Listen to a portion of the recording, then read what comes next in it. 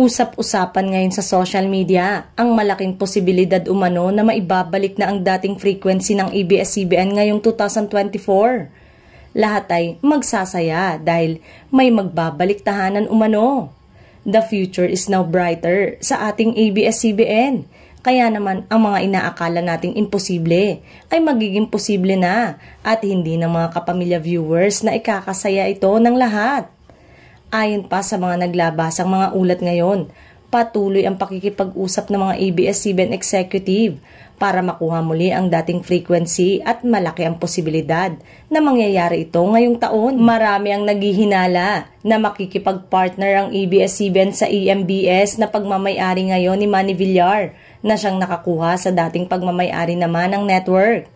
Matatandaan na itinigil ng AMBS ang pagpapalabas ng kanilang mga programa sa telebisyon dahil sa kakulangan ng advertisers dala ng mababang reach.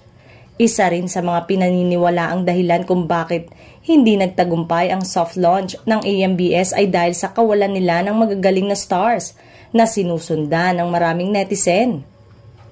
Maaalalang kontrobersyal ang pag-uumpisa ng all TV station ng Advanced Media Broadcasting System o AMBS na pag-aari ng mga Villar. Andyan ang issue ng politika, considering na ang ABS-CBN ay pinagkaita ng bagong prangkisa noong administrasyon ni dating Pangulong Rodrigo Duterte. For the content, matagal din palang planong gumawa ng teleserye so nag-collaboration muna ang all TV with ABS-CBN, yung mga old teleserye nila. Yung content na yon, yun ang pwedeng ipalabas muna habang naggagawa ng bago. So mga Korean drama, parang kung makikita nyo, yan yung mga immediate na pwedeng gawin. Hindi tayo maghihintay ng matagal.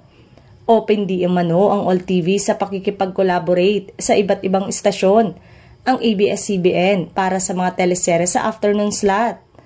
Hindi namin kinuklose yung door sa other partnership. Kahit sino pwedeng magbigay sa all TV.